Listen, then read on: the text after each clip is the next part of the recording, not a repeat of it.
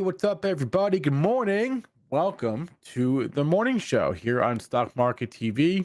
We got the full crew today. Me, JC, Steve, Alfonso. What do you want to talk about? What should we talk about, chat?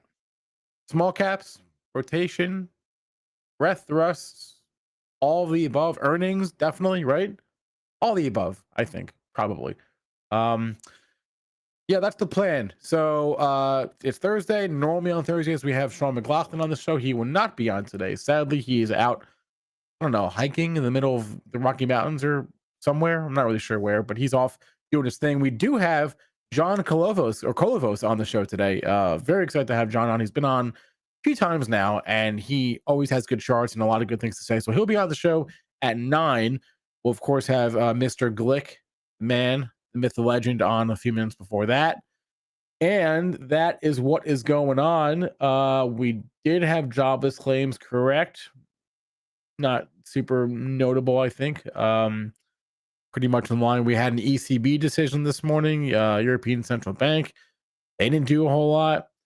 If anything, they're kind of waiting on the Fed. So there's that. And that's what's going on.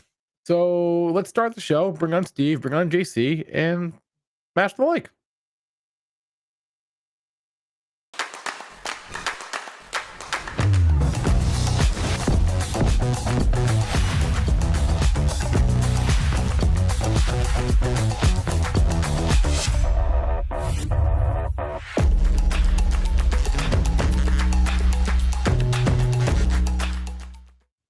Hey, now, good morning, y'all. We out here.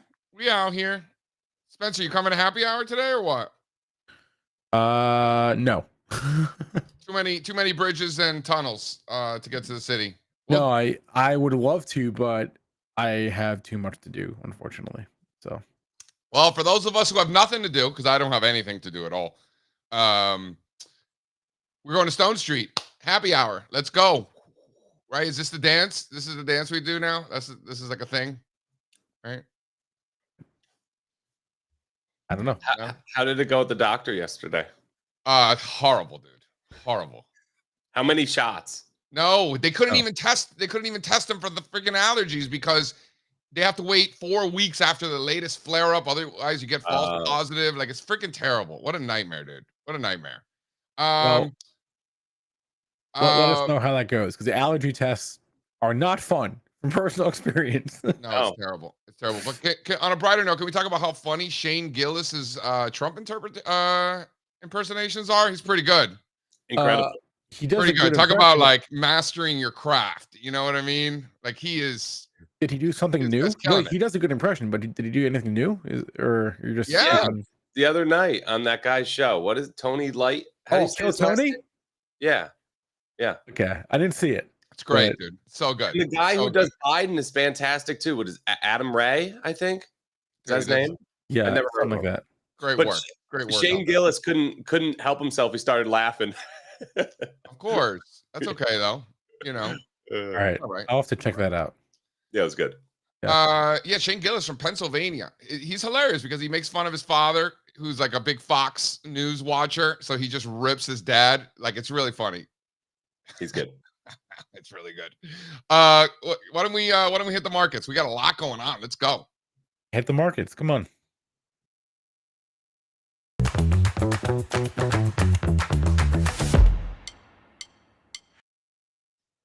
All right, ladies and gentlemen, this morning we've got the Dow futures down 75 points, above 41,400. How about that for the Dow Jones Industrial Average? It felt like just yesterday, Dow 50,000 seemed like so far away. It's literally right around the corner. Here we are, 41,500. S&P 500 futures up 0.25%, 56.50, up 12 handles. NASDAQ 100 futures ripping this morning, up 123 points. NASDAQ 100 futures above 20,100, up 0.2% today. Bonds down right around 120, down 0.33% for the 30-year futures. Crude oil flat, 81.25. Copper down 2.25%, down to 430. Copper getting hit over the last few days. Gold hanging in there, 24.70, up about 0.5%. Silver up 0.2%, $30.60. With the volatility index up above 14, by the way. So keep that in mind. And of course, over in the old funny money, you're looking at Bitcoin this morning up 1.33%, 65,000 for BTC. Ethereum up 2.5% almost, 34.70 for the Ethereum, up 80 points this morning. Solana 160, up 3.5%, up 5 points this morning. And Binance creeping higher, up 1%, 575. Total crypto market cap, Spencer Israel, 2.32 trillion. Inching higher every time we do this, you notice? Yes. I was worried there for a minute. We got down to like 2.0 something, and hey, we're back. I just saw a chart that our friend Anne Marie Band just tweeted from Ecoinometrics that saying Bitcoin just had one of the least volatile months, 3 months. Sorry, it's least volatile 3 months in its history. So,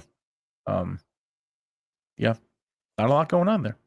We know from contraction comes expansion. Is that what this is? Just saw it with small caps. Yes. Same story. Yes. Tight all year and then pop.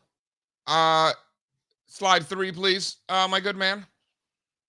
This is a great chart. This is a great chart. Yeah, it is. Come on, zoom it in there. Okay, get our ugly mugs out of this thing. Come on. Explain what we're doing here. All right. So up above is the S&P 500. You may have heard of it. Down below, plotted, you've got 4 lines: a red one, a gray one, a blue one, and a black one. And these lines represent the percentage of stocks in the S&P 500 that are above their prior cycle's peak. And this prior cycle's peak is defined in 4 different ways. One of them is the black one. Those are the 2018 highs. The blue one is the 2021 highs. Then the gray one and the red one are more recent. You're looking at the December highs, which is when we got those monster breath thrusts. And of course, the Q1 highs, where that sort of spillover into the new year continued into January and February. Notice the big one that stands out to me is the red and the gray, right? Because the black and the blue, these are old cycles. You know, there are a lot of them that are already above those levels. So there's not much more to gain there. It's really the more near-term ones, the red one and the gray one, representing the percentage of stocks in the S&P 500 that are above the Q1 highs, absolutely ripping. So breadth expansion throughout this year is what that means. And in December, if you recall, everything was working, literally everything. We saw breadth thrust that we've never seen in history. Literally, you couldn't miss. Everything was working. And we are exceeding those highs as we speak, which is very impressive.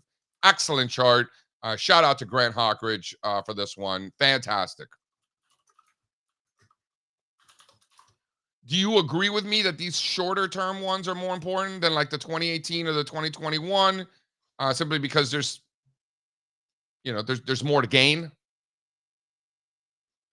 Probably. Like how many more stocks could be above the 18 and 21 highs? You know, like more, but look, important for who?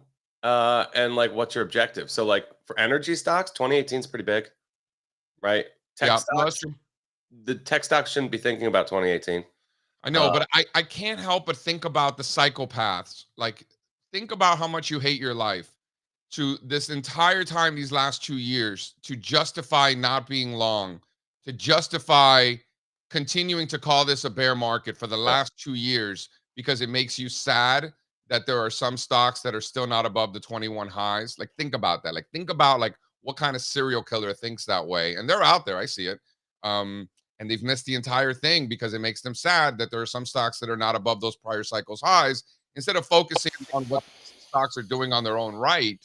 You know, that's one of the reasons that I think that the more near-term data is that much more important. You make a good point. Like in certain sectors, there's some certain key levels for sure. But when it comes to market participation, when it comes to broadening out in these markets, you know, I can't help but think about remember December, bro? Remember?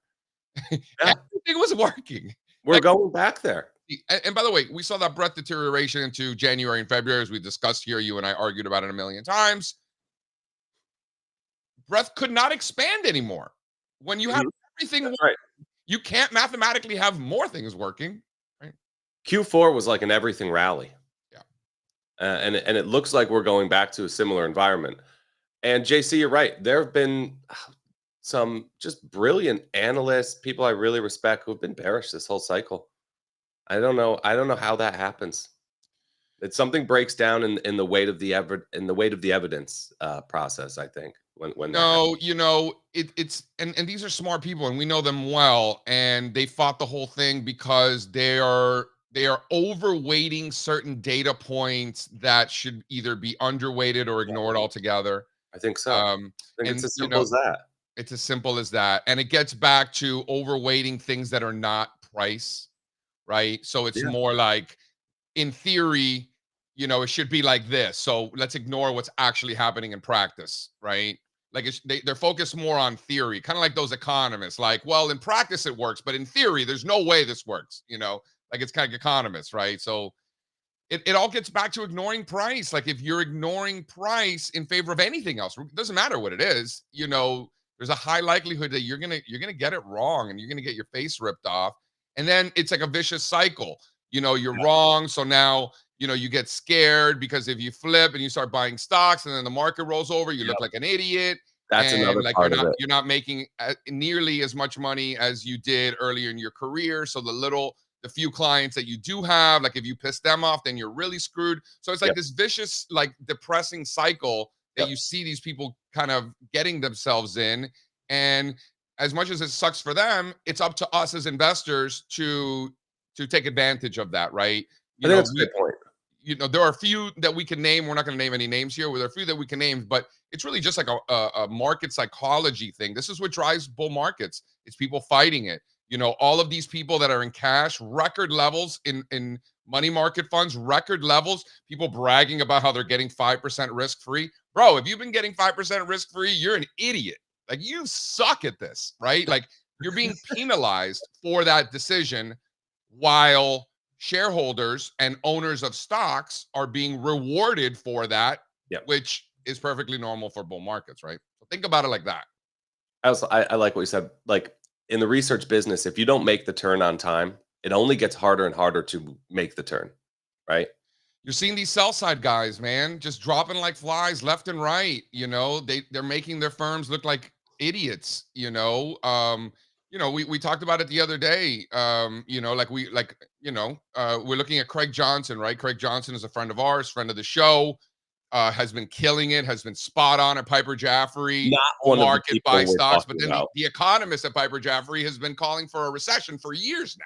Yeah. So it's like even like within a firm, you can have a stud like Craig Johnson, and then the economist that ignores price completely blowing it, right? So it's but even the economists, JC, are finally now starting to capitulate a little bit. I've seen some stuff in the Which last. is information, and you're right. I'm seeing that also. Yeah. This discussion's depressing me. Here's the bottom line: be bullish in bull markets, right? Like there's a time to be bearish. Those are called bear markets. Be bearish then, but be bullish in bull markets. Can we hit some news? I got a good one that Strazza's not going to like. Throw up slide 2. Strazza like rolls his eyes when I bring this up. The DJT. Nope. Yeah. Pat sent me this chart last night. Who? Patrick. We text each other charts. No, that's an adorable adorable little bromance that you guys have going on. So this United Health is the largest component of the world's most important index. So one can argue that this might be the most important stock in the world, right? I'm not going to make that argument. But you can. There's a point to be made. Yeah. There's a point to be made. Like you could say, like Mahomes, for example, is the best player in the NFL because he's the best player on the best team. Yeah, fine. I'm not going to make the argument that Mahomes is the best player in the NFL, but you can. Yes. In this case, United Health, biggest component, 8.5% of the world's most important index. You can argue it's the most important stock in the world. Whether it is or whether it isn't. Yeah. Facts only here. It is. You're right. It is in the conversation of one of the most important stocks in the world, and that we can all agree in. And not only is it not parabolic, not only is this rally unsustainable, it hasn't done shit. It hasn't done shit for multiple years now, and it's just now starting to get going. Which I like. Look, this is the 14th largest stock in the S&P 500. So yeah, this is a big boy. It's an important one. This drives healthcare also, right? Not just the Dow, but also a big weight in something like XLV. I think you look at charts like this and say that's confirmation that this range, this sidewaysness that's been going on for large cap healthcare is over now, and a new new leg up is underway. Look at the Pfizer chart, right? Like they're all kind of working. So I think this is just confirmation that this group is looking a lot better than maybe it was over the past few years. Okay. Here's an interesting one. I also think, JC, though, this is a industry group situation. Spencer, do you have any color on, what launched the healthcare plan providers higher yesterday? Well, earnings for one. And last week. I mean, these things have just been running. I guess, this is an everything rally, but I wouldn't have put, health plans at the top of my list for, the juiciest groups. But they've had a good one. UNH had earnings what's today? On Tuesday, right? Tuesday morning. That's what drove it in the IHF. Yeah. Simple as that sometimes, isn't it? Do we have any earnings today? For healthcare? No. Like in general? Yeah, of course, man. I want to do regional banks. We got to be all over these regional banks. JC, what do you make of this price action? When does it end? I think an interesting point that I heard, and I wish I could give the person credit for who said this, but I forget, and I apologize. I hate that. I always like to give credit where credit is due. He said that what if the anomaly is not this outperformance in small caps really ripping, but what if the anomaly was the several years of underperformance out of the small caps, and whether that's right or not, it's an interesting way to think about things, right? It kind of like recalibrates your mindset, right? So again, I'll say it again. What if it's not this, the anomaly is not that these small caps have been absolutely ripping? What if the anomaly was, now we're just getting back to normal? What if the anomaly was the last few years? I think that's an interesting way to think about it. Yep.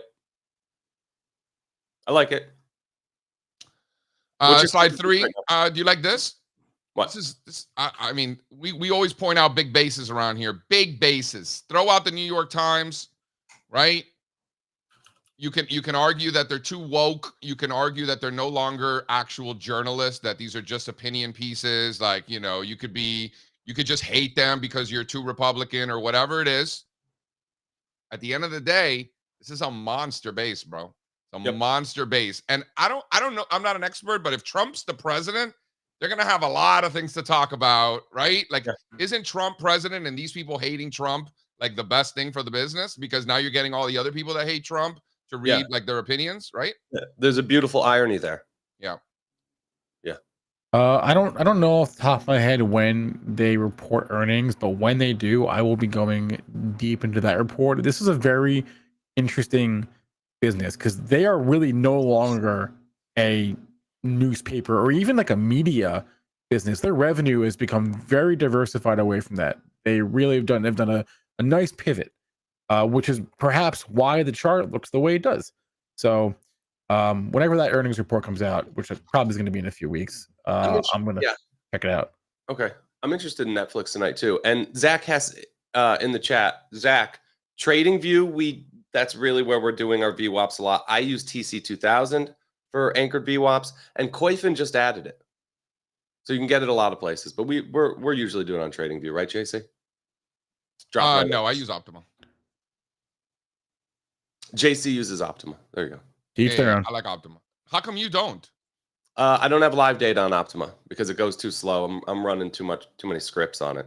So when I bring in the live data, it's no bueno. Sounds like somebody needs better chips. Too many scripts. I have my computer. There's nothing better I can get at this point.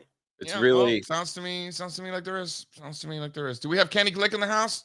Do we have Kenny? Yeah, we do. Bring him out. Bring him out. Bring him out. Bring him out. It's been a long time coming. They ain't come from my club, they tugged it. Putting up numbers, 99 pounds, and I still kept it 100. Hola. Yeah.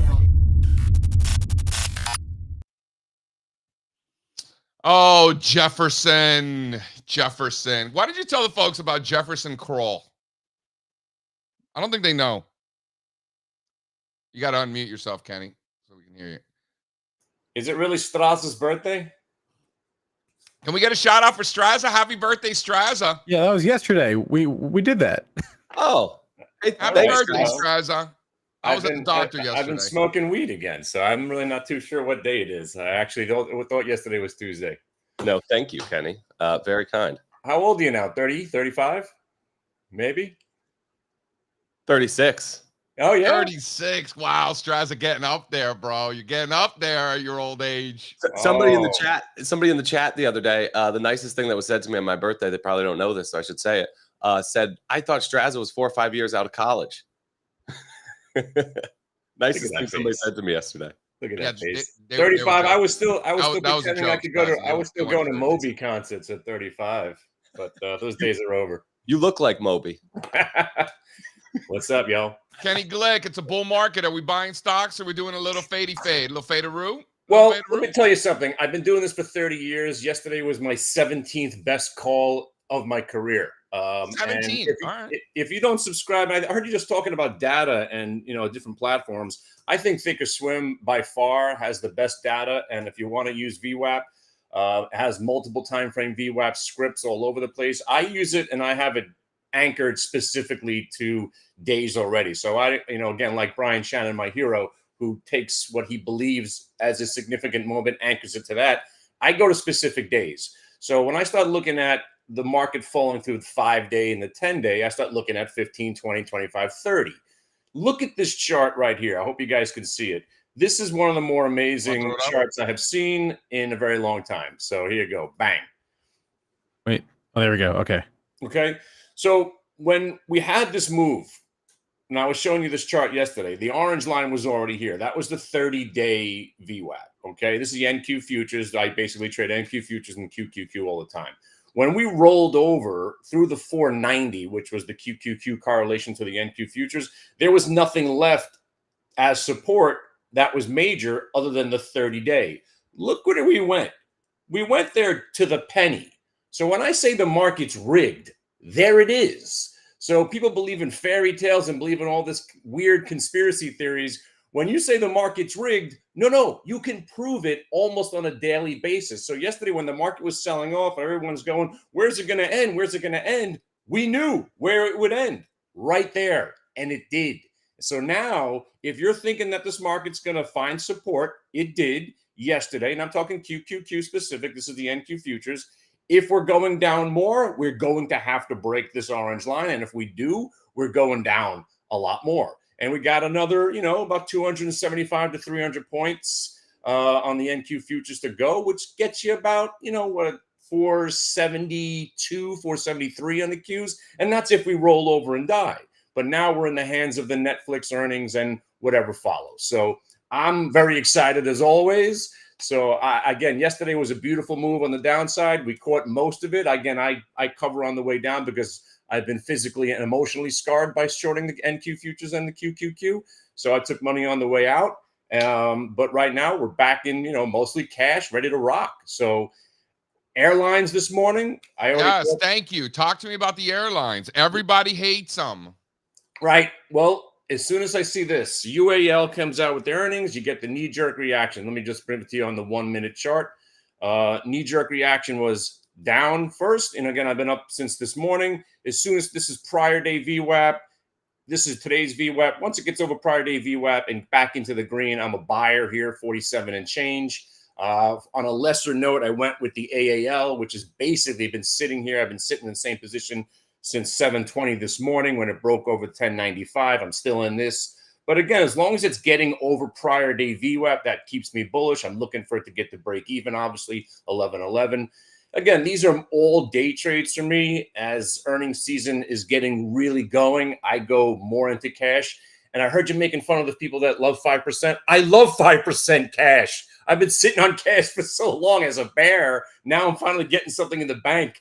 I love it. I know I've missed opportunities other places. Yeah, when you add your opportunity costs, 5% and taxes and inflation, you're already in the red. Even if the market wasn't not even including opportunity costs, I get it. 5% after inflation and taxes is already in the negative. Oh, I get it. And and I've been buying this for a decade. At least I think I'm up a little bit now on all my silver that I own in my house.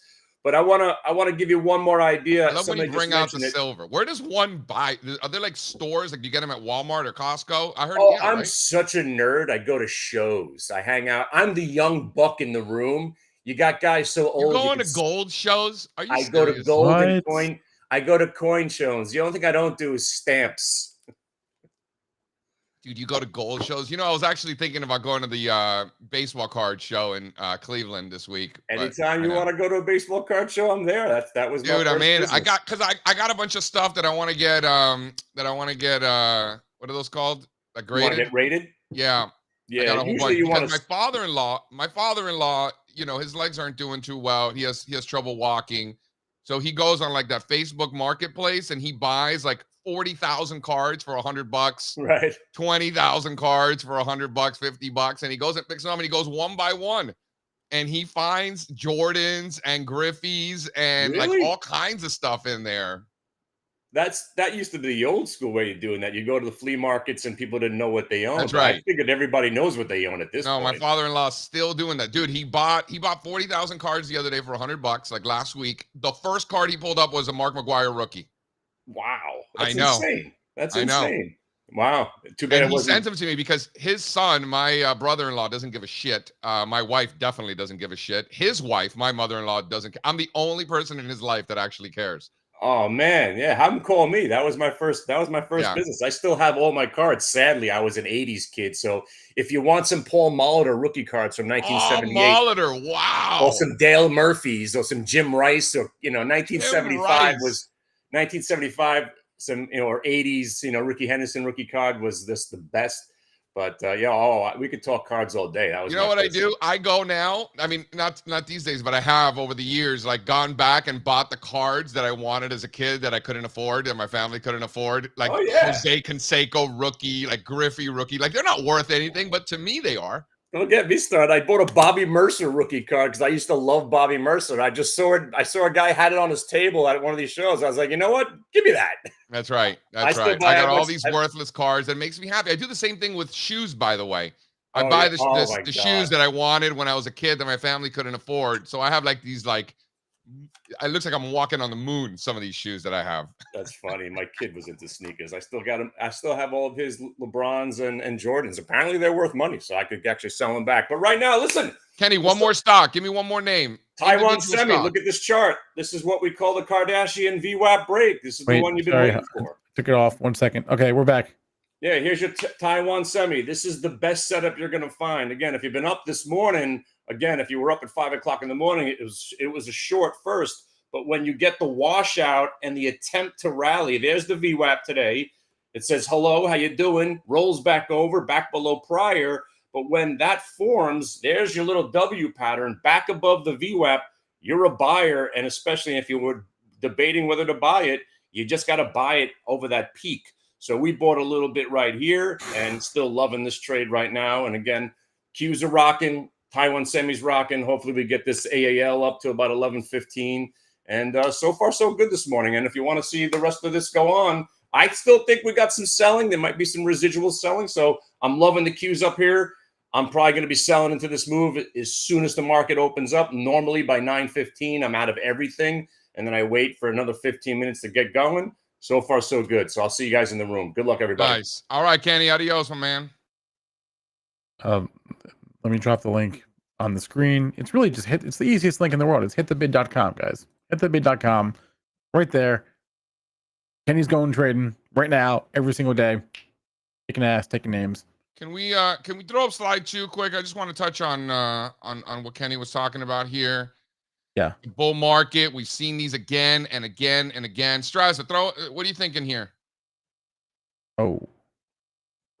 So here we're looking at the Airlines ETF. Really? And it looks like a major top and every time we've seen a major top in this bull market, it has actually not been that. And we got that failed breakout in the Ripper. We were just talking on Tuesday or Monday about Airlines and how bad they suck. Yes, sir. Yes, sir. Couldn't have said it better myself. Top components. Southwest Airlines is 10%. American Airlines, 10%. Delta, almost 10%. United is 9%. And then it drops from there. Sun County Airlines, whatever that is. Sun Country. I flew that once. JetBlue, SkyWest, Spirit. Those are all smaller 3% components. But the big 5, Southwest, American, Delta, United. Sorry, big 4. Yeah, big 4. So the aviation industry, I guess it is. It's not these I'm interested in. Look at these little helicopter companies. Joby, Joby, Archer, ACHR. These things are squeezing higher. They look so good. So these are helicopter companies, like rich people, like going to the Hamptons from the city or something. I'm not going to pretend to know how it works, but they're very. You don't know anything about that helicopter. The short, from what I've heard, like they can drive you on short, airplane rides and replace like the little, island. Sounds to me like your trips to Miami would be a lot quicker if you were taking the chopper. That's where my head's at. So get in the chopper, Dana. I'm bullish, and maybe they get added to the jets one day. But I think they're too small and speculative probably now to be. But they're not jets; they're literally helicopters. But are they holdings of that ETF? They should be. Never mind. No. I don't think so. Things that go in the air should be in there. All right. Can I bring John on? Yeah, bring on Mr. Kolovos. Okay. Yo, Jay, we've been friends for a long time. Make the call. I mean, this is pretty professional, guys. Nice show you got going here. Mr. Kolovos. What's up, JC? What's up, Steve? Man. Hey, John. How are you? Rocking it. John, are we fighting this bull market or are we embracing it and participating, right? Are we player hating or participating, in other words? Haters will hate. It's true. Right? So bull market, it's what drives bull markets, does it not? Yeah. No, it's still bull market. I don't think I don't want to jinx anything, but I say there's really not too much to worry about. I think anything, it's a shorter term issue. Maybe it's a summertime peak kind of thing, but the work that I've done says that the overbought conditions that we've seen this week are essentially good overboughts, and that weakness should be embraced as it comes. Perhaps are there bad overboughts? Out of curiosity, are there? Well, yeah, when you're in a downtrend, right? An overbought in a downtrend is something that you get overbought in downtrends. I suppose it depends on how you define it. Yeah, like an RSI at a 60 would be overbought in a downtrend for sure. Okay, you would consider that okay, just not 70. That's the point. Well, you never get, it's hard to get there mathematically. If you do get to 70 or 75, then you're probably transitioning to an uptrend. I get it. We're making our own rules around here. I respect it. I dig it. I'm picking up what you're putting down. Yeah, well, that's the whole strategy of things, right? When you're in an uptrend, you want to buy oversolds in uptrends. I hear you, but oversold is not 30 in those uptrends, right? Nah, usually 40-ish. See, I like what you're doing here. See, you and I understand this, but for the folks that are paying attention, are wondering what the hell are these clowns talking about? Oh, yeah. Traditionally, when you're looking at a relative strength index, right, it's an oscillator that goes from 0 to 100. And traditionally, those overbought conditions are 70 or 80. Oversold conditions are 30 or 20 in that 0 to 100 range. However, when you're in a bullish regime, which is what John is describing, those oversold conditions tend to come around 40. They don't get to 30 or 20. In bear markets, those overbought conditions usually get to 60. You don't see 70. You're definitely not going to see 80, right? Because those are bear markets. So what Kolovos is talking about, good overbought, just further reiterating that this is a bull market and that's what these things do. Right? How'd I do? Pretty good? You did fantastic, and thanks for it's good exercise to kind of repeat these things. I mean, I teach at Brandeis up here in Boston, and it's incredibly rewarding having to explain these to folks. So it's important. Agreed. So good overbought. Like, where are you guys looking at it that way? I mean, you got to think about mathematically to get an RSI as high as the Nasdaq did about a month ago. It's hard to do, and then you throw in all these breadth thrusts that we've seen over the last week or so. Very hard to do mathematically as well. And the back tests show that you should be embracing this sort of strength once the pullback ensues. Throw up slide 24. I think this is another way to look at it. Want to get your thoughts on this. So this is the 5-day rate of change on the Russell 2000. Mm-hmm. And then we have circled these instances above, I think it's 12% on the price chart. That's about right. Yeah, that's correct. That is right. Yeah, that's exactly what it is. They're called thrusts for a reason. And this would be an external thrust. This would be a price thrust. Marty Zweig came up with the internal thrust way back when, and a whole bunch triggered. I look at like the percentage of stocks above their 10-day moving average as one. And if that gets to 90, that's a signal. Others will use like a 10-day smoothing of the advanced decline. That got triggered. Stocks above their 20-day moving average, that hit it as well. A ton of them were registered. And even another one, you want to blow people's minds a little bit, JC, is that 37% of the Russell 3000 had an RSI of 70 or more just past week, 2 days That's ago. huge. So basically 30, everybody, a lot of stocks were overbought. That was the third highest reading of all and time. it's in the history of my data, at least of my data, right? So this is on an RSI basis. It's not a spread or anything like that. Was 2020 the highest on that data set, John? Actually coming out of the secular low in 08, Really? 09, that initial pop right out, that got it there. Which was very similar to what happened in 2020, by the way. For sure. And that would be the second one, right? That would be and we actually had that would be another one. So the point is, and the back tests do show that embrace this pullback when they occur. And I can try and share one of my slides to show it. If I can do that, see if I can do that for you guys. I love Yeah, wait, that. John, you got to reshare it again. John, that's one of my favorites in terms of analyzing market internals and looking for breadth thrust. The percentage of stocks overbought in different universes. Yeah. So can you see my stuff? All right, let's see what we got here. All right, here we go. So here we are. So internals were overbought, right? So this is what I was talking about. 37% are overbought on RSI basis, right? And this is what these little dots are showing when it was above 30%. So the back test is this. On the day of the event, when you had 30% or more than RSI greater than 70, this is what this dashed line here is. And this yellow line, if you could see it on your screen, is how the market on average performed after such signal. Yeah. Okay. Oopsies. I didn't mean to click that. And typically for about 14 days on average, the market pulls back and then accelerates higher. So for us people who like to look at charts, you can focus on this part of it. You see pullback, then higher. Whereas on the table here on the right shows the numerical values of what occurred. And this goes out 65 days afterwards. Your failed signals were in 23 and in September 22. But here, this is post-Trump. Was a strong one. And this is right after the COVID bottom in 2020. Well, and when you go out longer, these numbers only get better, right? Yeah. But you know what I'm careful with when I do like studies on RSIs on a 14-day basis, then you start going into like buy and hold sort of time frame, right? Like everything's market's up 70% of the time 1 year later. Right. So like, yeah, it's going to look good 1 year out. So I think it's hard to use a 14-day RSI to predict 1 year out. I think it's really more of a tactical time frame. Yep.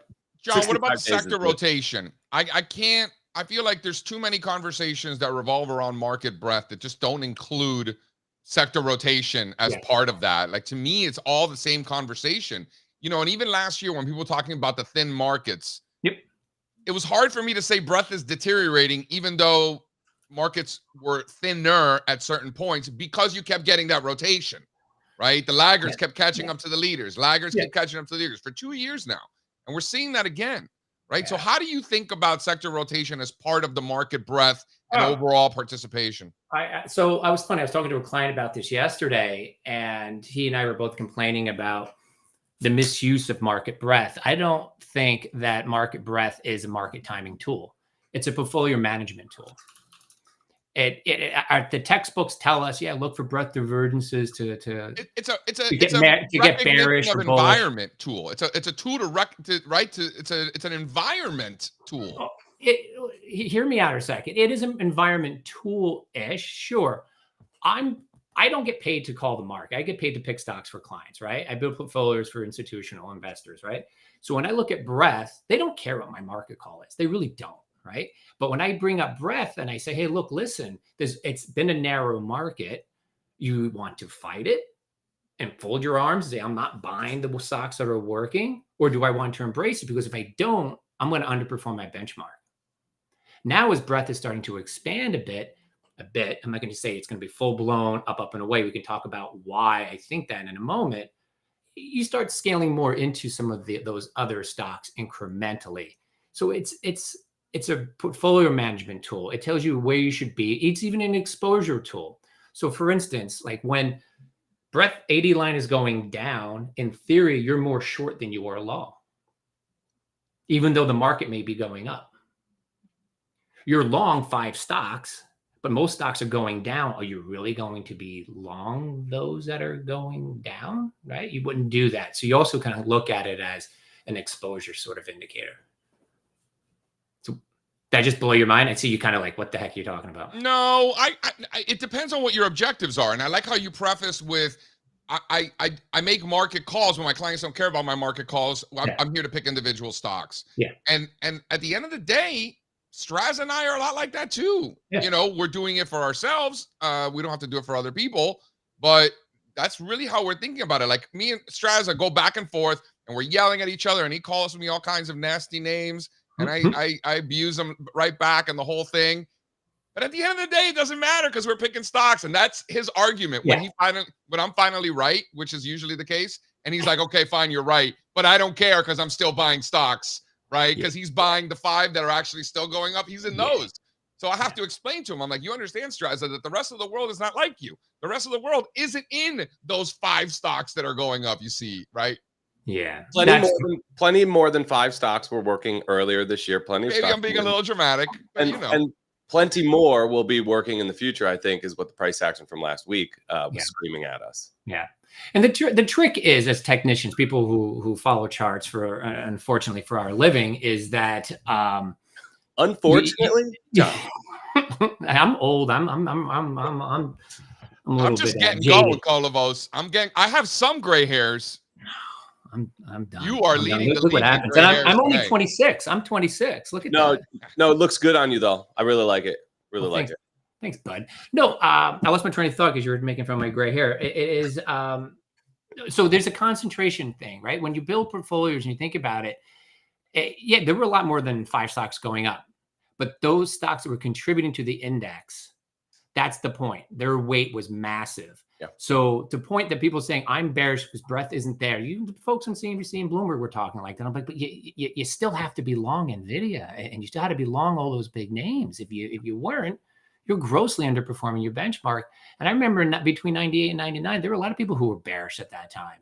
Very famous strategists were bearish at that time, and they didn't see the new millennium. They were done. You know, so the trick is to be able to handle this rotation properly. And I think what we're seeing this past week could be that paradigm shift in the market. You get 1 or 2 of them a year, and we could be in that point right now. So, John, I would love. Hold on. Sorry, Strazza. Do you have something? I have a question. I want to pivot. Go ahead. Let's stay on this for one more second. Yeah. How do we get confirmation, right? Because I had a great question yesterday. I said it's just 4 days of price action. Correct. Totally. Great point. But it was a really big 4 days, right? We're talking about all these extreme breadth and momentum readings. What do you look for in terms of confirmation from the price action that we've seen since last week? And this is going to sound so simple. Now is not the time, I would say, to chase those names. If you missed it last week, okay, chill. Yeah. You do your old pullback. So like IWM broke out. It needs to retrace. It needs to retrace at least a third. You don't want to see it retrace 2/3 of that breakout. It needs to settle in there.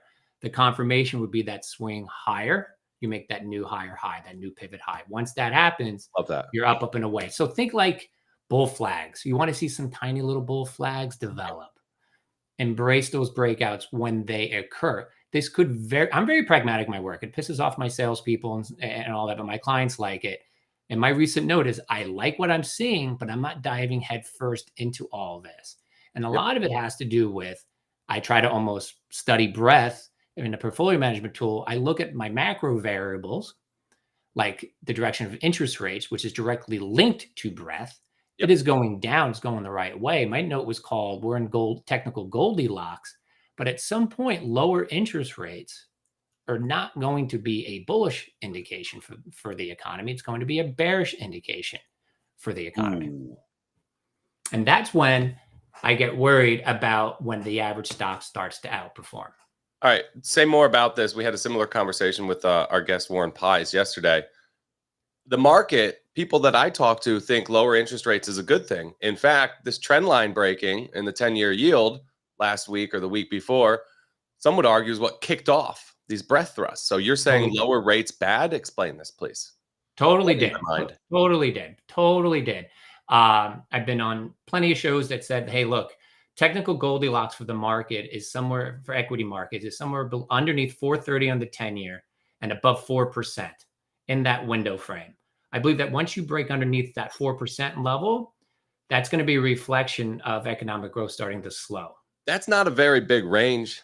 4 No. to 430? No, I could be wrong on the 4. Maybe it's a little bit lower. Right. But it's something like that. I hear you. Yeah, it's something in that window-ish. And here, I'm gonna pull up my chart of the 10-year, and I'll show you where I am because I do think yields go lower. Yep. All right. And so then the question becomes, John, I think what you're trying to say is, why are they going lower? That begins. Yeah, and that's not my job. I want to see the market's reaction. Hey, we break under 4% and breadth is expanding, then so be it. Fine. Do you guys see my chart? Yes, you see my chart. Fantastic. Great. Okay. So this is how I'm drawing the 10-year yield. I think it peaked for the cycle back in 23. And we're working our way down, classic little ABC sort of pullback to about the 360 to the 350 area. Those are the levels. And I will assume that pressure is down on the 10-year underneath this 4.5 level, which is this yield resistance at this point. All right. My worry is if we break underneath this 4%, it's going to be an acceleration lower. And that will be that could very well be on the heels of bad economic data. So in particular, the employment data, which is starting to inch up higher. Remember, employment data doesn't go up slowly. Unemployment data, it goes up fast. Yep. And that's my worry, is that this is the scenario in which we're following. Do you look at like the 2-10 spread when you think of the unemployment rate? I think back to that overlay chart. It's just really yes. I have it in my deck too. Let's see if I can find it. All right, so this is a long-term version of the 210 spread going back to 1977, and I published this back early in the year as my year ahead thing, and I do think the curve does disinvert this year, and you have the momentum buy signal, et cetera, et cetera. So on the one hand, folks will be like, "Oh my God, that's going to be bearish." And if this is a particular chart, honestly, if you didn't know this was a 210 curve, does this look constructive to you? This picture? Wow. Yeah, it's going higher. Right, little cup and handly, right? That's how I look at it as. So you do your trend reversal sort of pattern. So to me, it's an eventuality. When it happens, it's a whole nother thing. But this does look like it's transitioning higher. Now the back test that I did was, it's not that the curve turns positive we should worry about, which is most people think. It's how steep it could get after it happens. So right here on the left-hand side just simply shows what the S&P does 52 weeks after the curve flips positive after being negative. It's positive. The market does well. But if the curve steepens to 40 basis points or more, the market does poorly. All right. And if you look here in the visual, that makes a lot of flipping sense. 40 basis points is somewhere right around here. And that's about where that red bar comes into play. And that's where the recessions start to kick in. Guys, is it me, or has this thing been inverted for so long that everybody's forgotten about it and stopped talking about it?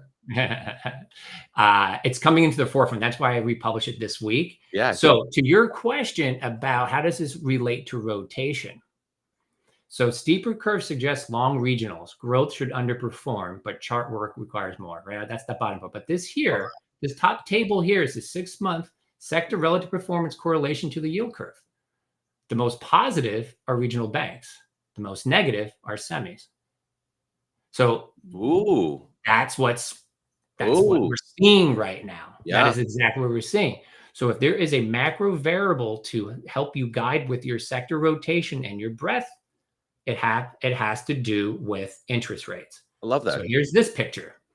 Top click, percentage of stocks above their 50-day. Bottom click, US 10-year yield. Do they move in the same direction or the opposite direction? Oh, that's great. Right? That's great. So that's what's going on here right now. So that's been my call for a while. Lower rates should lead to an improvement in market breadth. But then when you look at a picture like the KRE,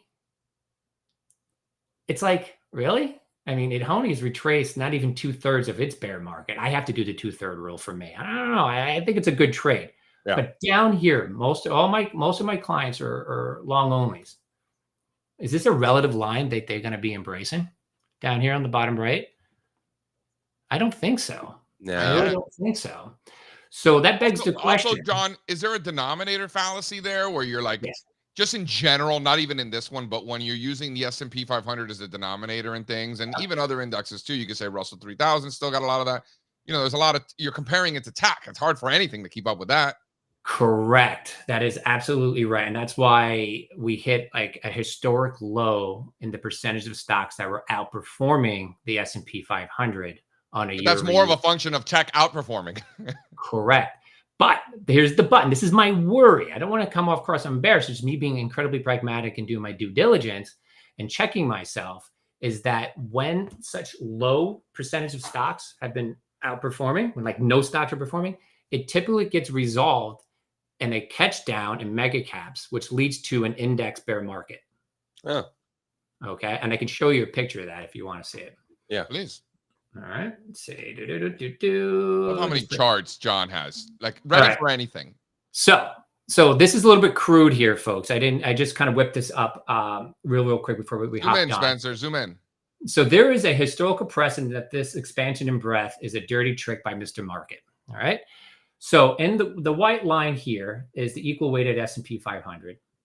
The blue line is the S&P, and the orange is the NASDAQ. And this is from 1998 to 2000. Look what the equal weighted S&P did while the S&P and the NASDAQ went down. Yeah. It peaked in May of 2001. So this is there, and most major breadth divergences are resolved by major breadth, not all breadth divergences. Major breadth divergences are resolved by the mega caps catching down, because most other stocks already did their bear market. They've already done. They're finished. And my guess is if 9/11 didn't happen, the equal weighted S&P would have kept going. This turned it into a more traditional bear market. This was a stealth bull market, by the way. This is a stealth bull. Index bear, underlying bull market. So that's a stealth bull when that's so right. What are the odds that that's exactly where we're headed right now? You could make that case. You could easily make that case, particularly when you take a look at how semis are acting right now, which is somewhere right here. So look at the semis, correction underway, minor top right here. Where is that going? That could very well get to the March highs of last year, minor top. But that could build. That could build into something like a 30 or 50% decline on them. I'm not calling that, but I'm just saying, just being pragmatic on that. So, anyways, I'll stop sharing. That wouldn't be. I want to take over this. That was good. That was great. Thank you. I want to turn to behavior. Okay. A lot of the things we talk about here as investors, technicians in particular, because we focus on market behavior as opposed to the fundamentals and stuff like that. And I would consider sentiment as just positioning as part of that technical analysis that we do. Some people don't consider that technical analysis. People think technical analysis is just squiggly line up, squiggly line down. At least that's what my college friends say about what I do. But technical analysis is about a lot of things that is not just the charts. Yes. And it's about exploiting human flaws, right? And we see a lot of that on the sell side.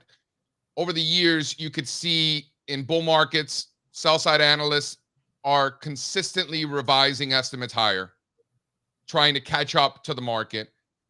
In downtrends, prices are going down. You're consistently seeing sell side revising lower, right? Those are the types of characteristics that we see in bull and bear markets. Can you, in your experience, in Wall Street over the decades, you got a couple more gray hairs than I do.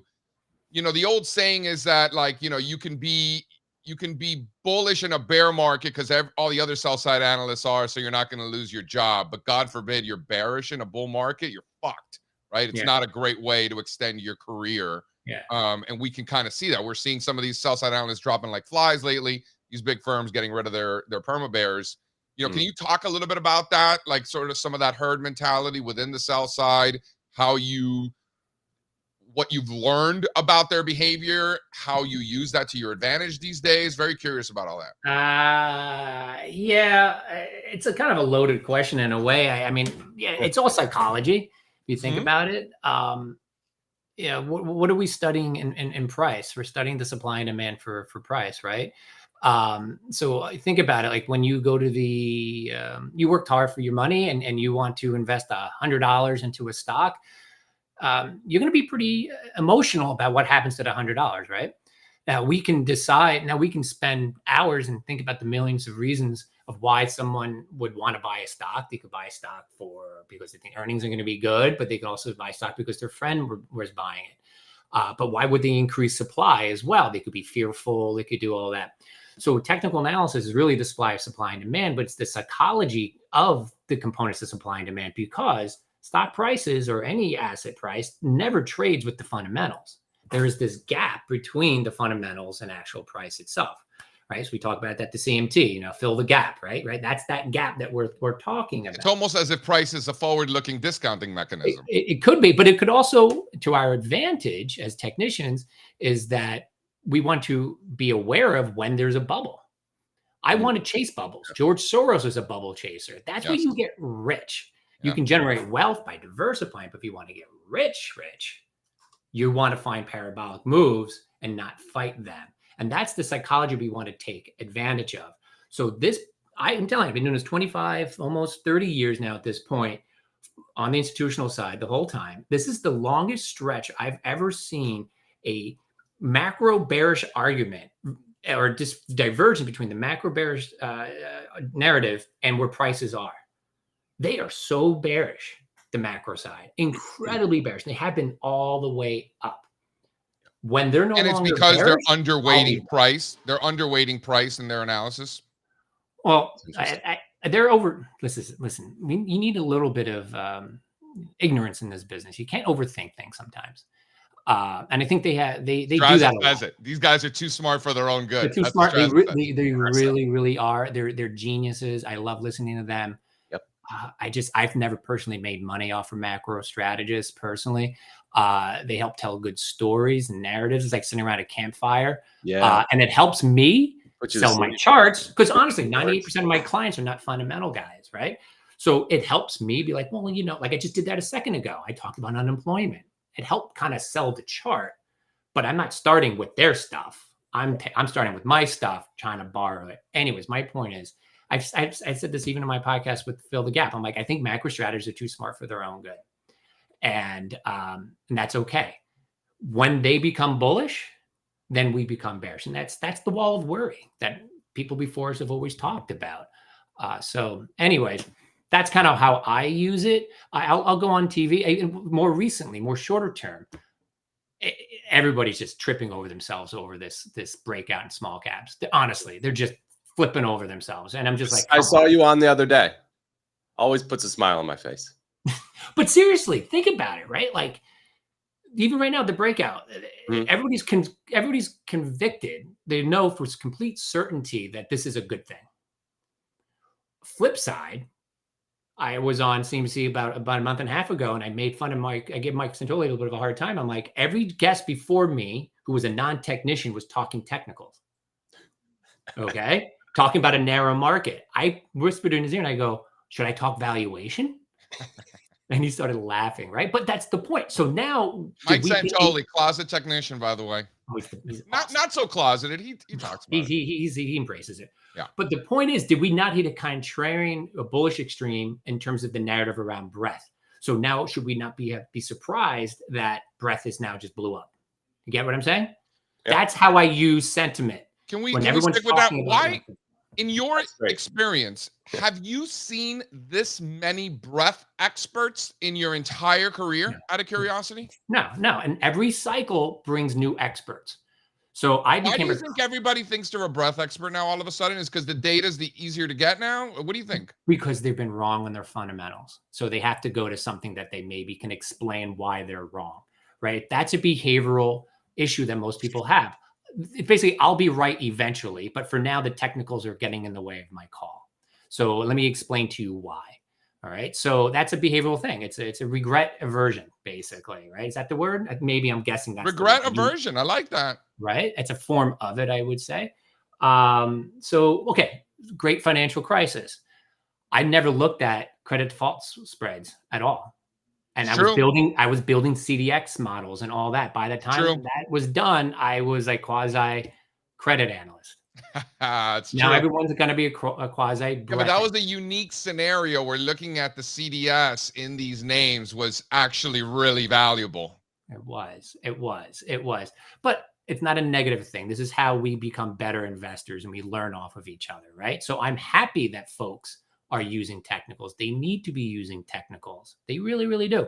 Equal weighted ETFs is a technician's dream. That removes, that is basically a way of removing the cap weighted biases that our predecessors knew when they developed the AD line. Yep. Yeah. So, Last question. What do you make of the New York Stock Exchange AD line hitting new all-time highs? fine. I personally don't use that one, but yes, it's fine. It's good. It's good. What I focus more on, It's not evidence of narrowing breadth.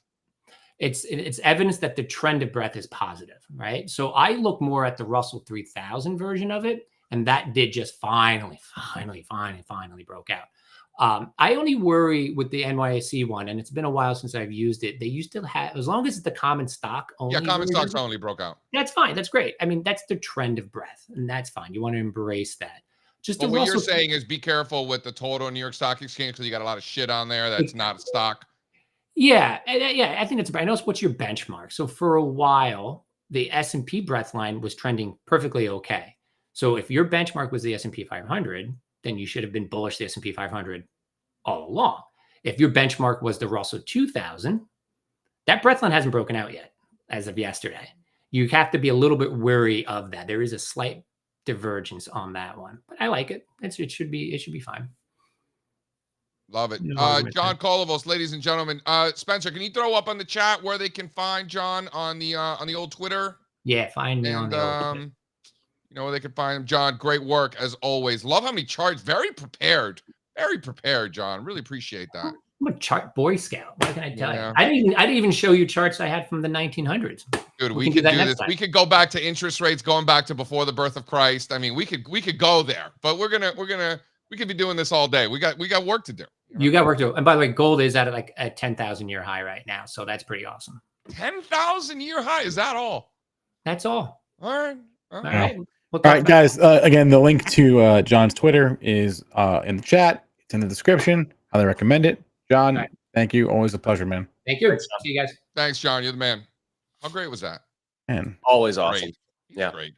Known John for a long time. you know what I'm noticing, and this isn't new, but I just want to stop and appreciate the fact. I think maybe we might take for granted. We get these guests on the show, and they give us like a half hour of their time, Yeah, right? right. Like we're not having 5, 6, 8 minute conversations, right? These are like solid 25, 30, sometimes even 35-minute conversations with our. That's a lot of time. I just want everyone to stop and appreciate that for a second. People have jobs, lives, kids, they're busy, whatever, and they give us like a half hour. That's there's some nice meat there. So We're very shout out to all lucky. of our guests, and thank you for doing that because you don't have to. We're very lucky to have such a nice community of not just intelligent but like kind analysts and market participants who will come on here and, like you're saying, Spencer, be overly generous with their time. This isn't like a quick 3-minute Bloomberg TV hit. We're talking for a half an hour, so it's like a full length interview. It's great for us because we get to have the discussions. So yeah, I actually think it's kind of the perfect amount because 5 minutes is just like a quick hit. It's like give me something sexy and get the hell out of the way. Yep. And and then you can do like an hour-long podcast, which is great, but then requires more time and you have to kind of mentally prepare for that and block time off your schedule. Half hour is like perfect, right? Perfect for us. So I love it. Okay. 9:36. Let's cover some earnings here. Where do I want to start? Let's start with Domino's. I'm looking at what. Is this that time of the quarter where we all come on here and complain about how terrible Domino's pizza is, as if it matters for this stock? No. Okay, so the reason I picked Domino's to start is obviously not because it matters for the market, but because it's the most volatile this morning. Also, this is probably the quarter where I'm most interested in restaurant earnings, only because just seeing a lot of attention being paid to especially national chain restaurants when it comes to their pricing power and inflation. How high can they raise their prices? People are starting to get pretty pissed off about $15 burrito bowls at Chipotle and $10 Big Macs or whatever. So people are getting pissed off about this. So I'm kind of interested to see what they say. Domino's is the first one to really get out the gates here. So I mentioned down basically 12% this morning. The big reason for that actually has nothing to do with America. It was about their overseas, particularly Australia, their operations there. They're going to be opening far fewer stores than they had thought they would originally. So I thought there was something with like a big franchisee. Yeah. They're like Asian/Australian franchisee is got some stuff going on. They're kind of doing a performance review of the whole business. So they're going to be opening fewer stores internationally. That's good. That's why the stock is down now. They did reiterate their target for U.S. store openings this year, and their numbers, as far as the quarter goes, the numbers were okay. They did come in a little bit light on that sales number, but it was all right. I mean, same store sales was in line. It was all fine. Again, I just brought this up, A, because it's down a lot today, B, because I want to see what these companies say about their prices. And that's pretty much it. This chart's getting blasted right now. Like, if you just from a purely technical perspective, since I'm not a pizza analyst, we topped out here back in 2021, 2022, right? Rolled over into the 2022 bear market. Got all the way back there after, pretty nice rounding bottom formation, breaks higher. Stop at the same point, the scene of the crime. It looks like we're topping out again. And then today, I mean, this chart just fell apart. We're down like 12.5%, back towards that base breakout level around 400. So, yep. Messy All mess. Right. Messy mess. Did we lose JC? Is that it? No, he's back. He'll come back. We can go to stocks that matter more, like Taiwan Semi or DR Horton.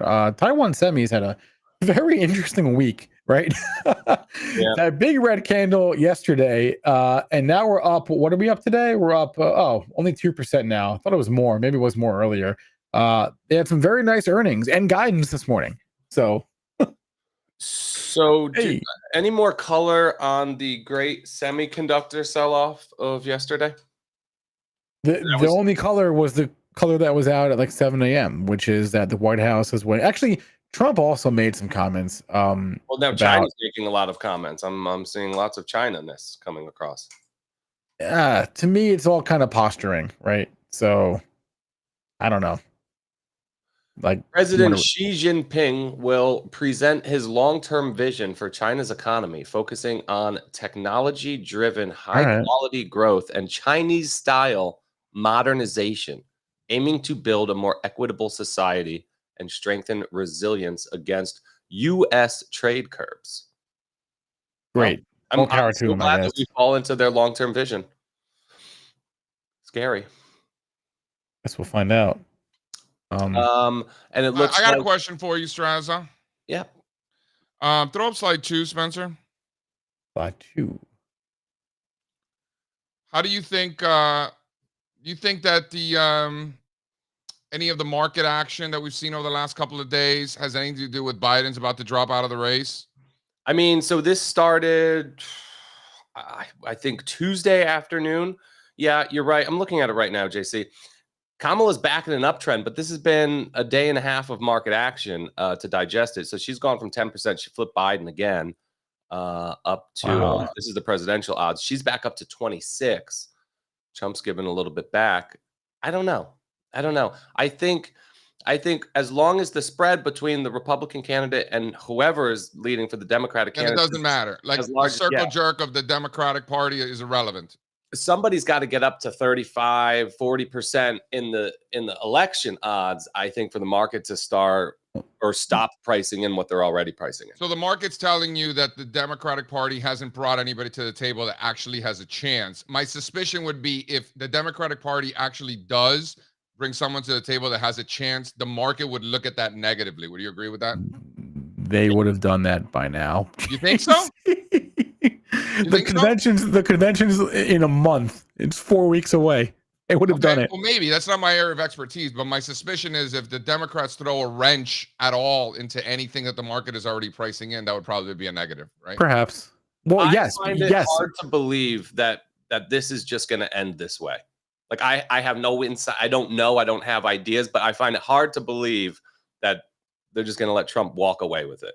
Like there, I know, but there has to be some conversation going on behind closed doors where yeah, but again, somebody. I want to stay in my own lane here, but correct me if I'm wrong. Nobody in their right mind is going to ruin their political career to go to be that person when Harris has no future political career. Well, Might as JC, well just send her to slaughter. It doesn't matter. JC, think about it like That's this. it, but that's I don't know.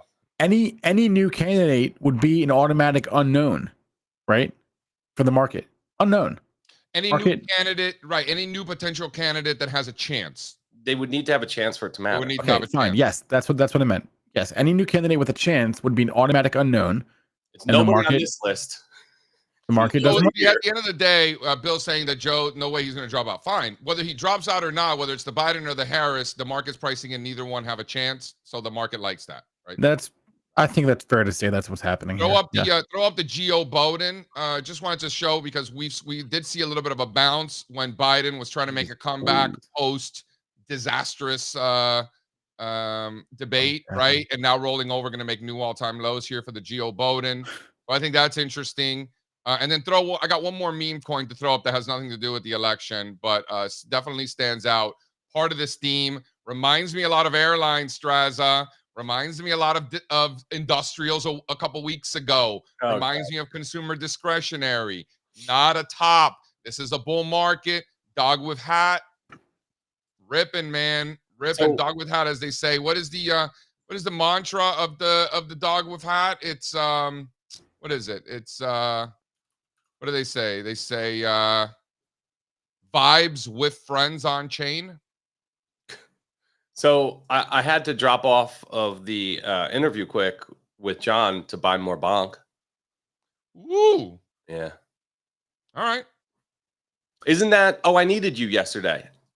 Aren't I like one of you guys now? That's a dog coin, the bonk, isn't it? You guys, when you start buying the cat coins, then you're one of us. But that's a meme token, right? It's an amateur hour though. My first meme token. It's about time. Where you been the last 4 years, bro? In Solana. Okay, couple more things non-meme coin related. Shout out to DR Horton this morning, who's having themselves quite a day, up 8 to 9%, 8.5% right now on their earnings report. Very nice beat on the top line and a nice beat on the bottom line.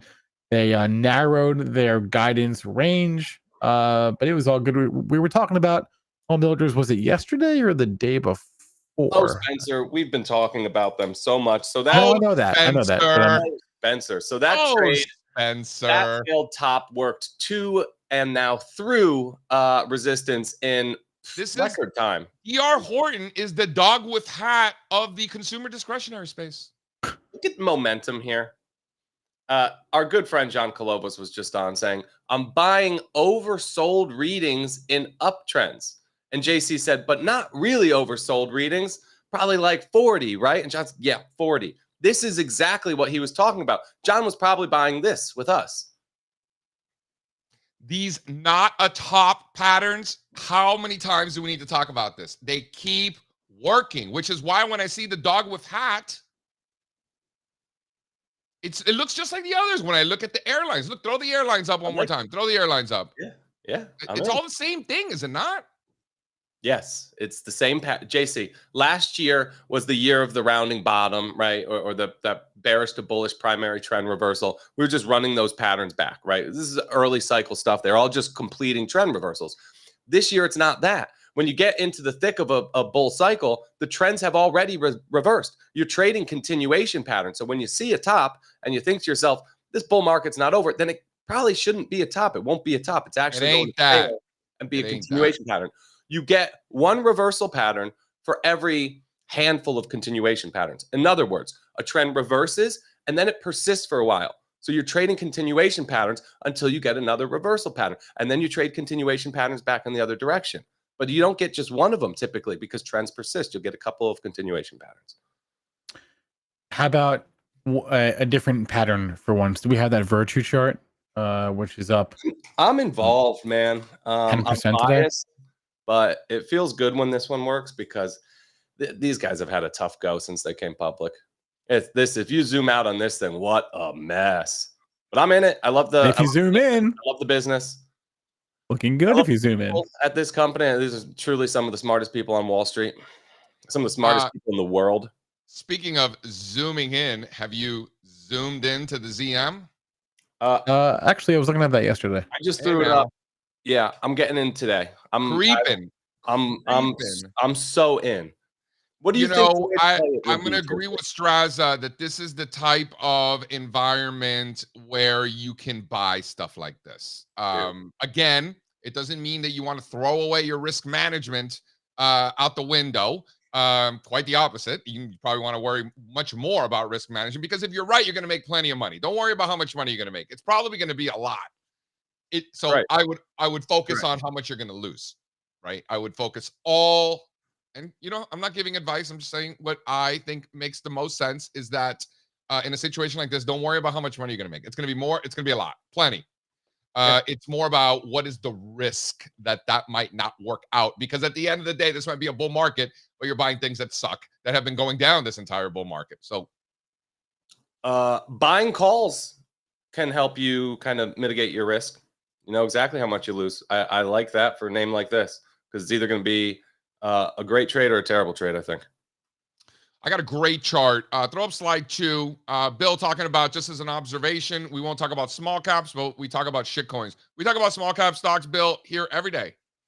And by shit coins, Dog with Hat would be considered a mid cap stock. I am so tired of talking about small cap stocks. It's all we talked about. Yeah, that's all we talk about, Bill. Where you been? Whole show about small caps yesterday. You should go watch it. Yesterday was a fun show. Yeah, come on. We talk about small caps all the time, and the shit coin that we brought up is that would be considered a mid cap if it was actually a stock. Yeah. Come on, Bill. You're better than that. Nicey, baby. Talk to me. Listen. This is bad, right? You can argue. We can make the argument that breath might not be expanding. You can argue that things are not getting better. Maybe. You can make that argument if you want. But we can all agree here that things are not getting worse, right? If we're getting the most amount of new 1-month highs, 3-month highs, 12-month highs that we've seen in a long, long time, you can argue all day long that things aren't improving. Fine, knock yourself out. But we can all agree that things aren't getting worse. Yeah. It ain't bearish. It's one of those things, right? It ain't bearish. How bullish is it? That's up to you to decide, but it ain't bearish, right? It's not one of those things where we could be like, look, man, things are getting worse, bro. No, they're not, actually. It's the opposite. More and more stocks are completing trend reversals. I think the chart that you shared with the indicators above certain key levels really shows that. Great chart. We're not just thrusting and have a nice blowout 5-day rate of change, or more stocks are advancing. No. More stocks are taking out key levels, completing reversal patterns, failing tops, breaking out of continuation patterns, resolving ranges higher. Everything's really clicking. And I think this just becomes more and more of a, stock pickers market. We're going to have more ponds that we could fish in. This is a fun time for traders and investors alike. I would encourage everybody to go sector by sector, look at healthcare, look at materials, look at energy, look at financials, look at communications. These things are all still below their prior cycle's highs. They're just now getting going. So when people are telling you that things are parabolic and that this is unsustainable, they're either lying to you or they haven't gone back and actually looked. Regional banks are dealing with an absolutely relentless bid right now. And it's simply because, like this, from a technical perspective, we're super overbought at the index level. You look at the individual components, they're all overbought. But earnings keep pouring in every day. And these companies, it's just looking better and better and better. So they just keep running them higher. These candlesticks are starting to look absolutely crazy. XLF is on a pretty wild win streak right now also. Look at Chevron, bro. Yeah. These things are ripping. Is it time to oil services stocks? You see the Halle Berry? Is it time to own more energy?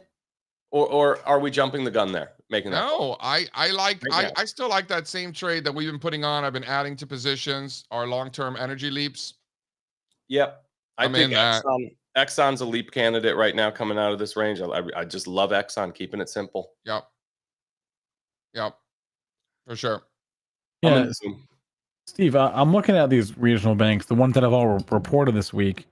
I mean, somewhat mixed, but I haven't looked into it enough to know. But I thought this is where the commercial real estate crisis was going to manifest itself. Look at M&T Bank today. I mean, it's just one. Yeah, M&T Bank is having itself a day. They just reported, right? Look at Regions Financial. This is what you want your breakouts to look like. I mean, PNC, like the super regionals are just going for it. Charts look fantastic. It's very exciting. Very exciting.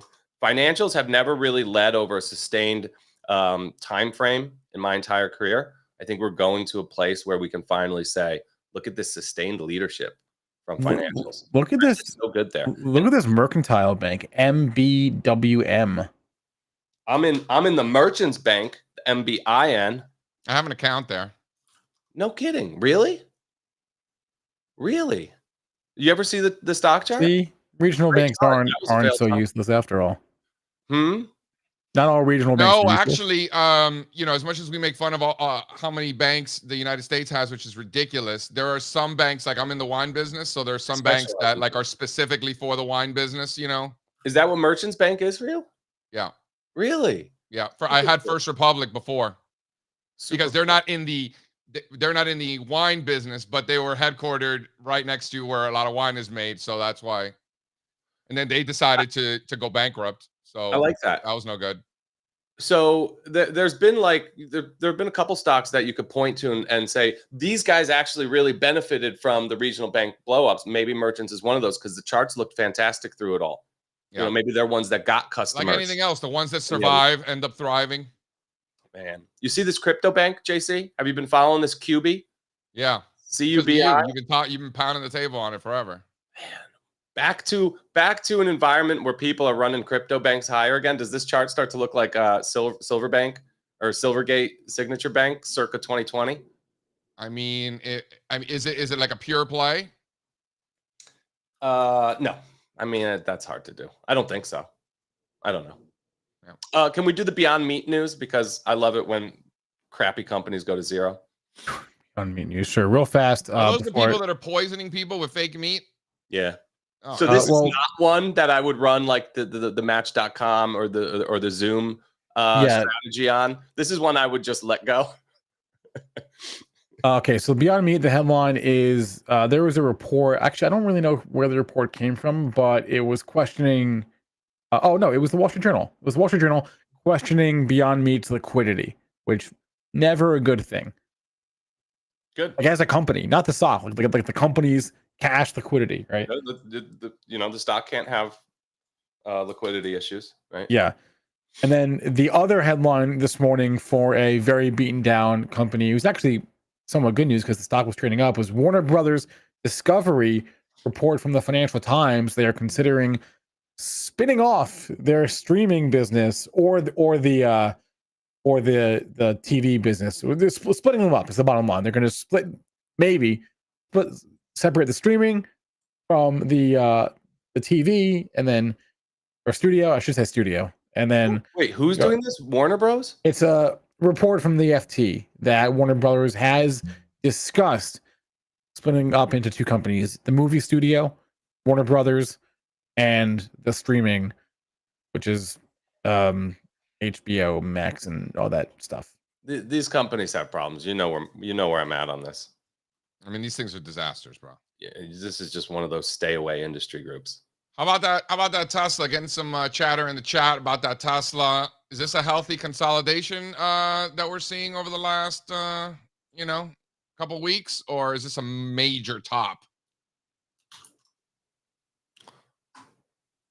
It's like a healthy consolidation. This thing's practically doubled off the lows, just getting going. This is your next $3 trillion company, folks. And I think a lot of the issues going on in the NASDAQ 100 and, things like semiconductors, it just has to do with profit taking. And I don't think Tesla has that issue like some of the other Mag 7s. No, you got people, like I always love, people hate the CEO. They think the company's a scam. All this stuff. I love that. I was golfing yesterday and my buddies were just crapping on Twitter. They have no idea what I do. Just crapping on Twitter and Elon Musk this, and that's all going to go away soon because it's all And I'm just like, I say nothing. I just listen to this, but sometimes it blows my mind. I'm like, why do you What are they hate saying that Twitter's going to go someone away? that you don't know? Oh, they're talking Twitter has more activity today than it ever has in the company's I history. know. Elon Musk. No way to know that, JC. Point that out. So well, I mean, no way to know their CEO came out and said that. So unless she's lying, she could be lying. CEOs But lie there's all no the way to time. know. I'll take her for her word. This is the kind of stuff I'm hearing out on the golf course. The They don't CEO trust. literally came out and said that Twitter has never had more activity. Yeah, then that could be true. She could be lying. You think she's lying? Are you calling the CEO of Twitter a liar, Spencer? I'm saying there's no way for us to really verify. Are you calling her a liar? Dude. I'm saying. This is what's scary, you know? What? This is the same kind of what do you call it? I'm just asking questions that my buddies were reflecting. Dawson in the chat is good. It's good to have normies as friends. You know, in California, I had so many normies. Yeah. And it was great. Like I remember this one particular gal, you know, very like tree hugger. Like she would use like recyclable diapers, like one of those kind of people. And we were talking about like Mosaic and like Monsanto and stuff like that, and like these fertilizer stocks. I was talking with her husband, and she's like, "Are you donating all the profits after?" Why would I do that? Oh, because Monsanto and potash, and they kill all these things. I don't even know what she was complaining about. Like, this is how some of these people think over there in California, which is hilarious, you know? And I don't have as many normie friends now than I did in California. Like in California, like it's kind of like where you are in Key West, right? Like nobody knows what you do. Nobody cares what you do, more importantly. Nobody in California gave a damn. It was just like, oh yeah, JC and Morgan, you know, they're at the bar and the restaurants and they come to the parties and like nobody asks you what you do for work. Nobody gives a shit. It's here, nice. I'm back in the Northeast. I got finance bros all over the neighborhood. They all know. They're breath bros this week. I go to the bar and they're like, hey, JC, look at, they show me a chart as I'm walking in, you know? Yeah. Wonderful. It wasn't like that in California. Thanks to our guest today, John Kolovos. Thanks to all of you guys for hanging out. Tomorrow's guest, another new guest on the show. JC or Steve and I were talking about her the other week. Tracy Shitcart, Shy Girl, will be on the show. You're tomorrow. doing a great job with the guests lately, Spencer. Good job, Spencer. You. You don't suck. You know, you're doing a good job. Thank you. Well, I try to always go at least a week and a half out, 2 weeks out. Meeting at a bar. We met Tracy at the bar. Remember? You guys did. I've never met her in person. We were in Miami, JC. We were in Miami. We met her at the bar earlier this year. Yes. Yeah. And it wasn't a random bar. We were at a financial conference. We were at the money show. Yeah, it wasn't. We didn't just bump money show. To Chai Girl. Money show. It wasn't that. It was something else. It was like some investor thing. Yeah. Aline Clark, I think JC was referring to ZM. I think. ZM, Zoom. That's what he was talking about. Okay. Anyway, that's it. When are we walled? Henry wants to know, when are we walled? I want to know too. July 30th. There's no recess. I have a YOLO trade. The best. All right, give us the YOLO trade. The best trade on the sheets today. Great odds, super high risk, high reward, not for everybody. Disclaimers on our website. Tiger Woods, y'all. Plus 15,000 at Royal Troon for the Open Championship. Get some. Let's go. All right. Tiger Woods, baby. See you guys. It could happen. Adios. Anything could happen. This is true. Anything can happen. Anything can happen, especially with Tiger Woods. We're done. I shot a 70. I can't take no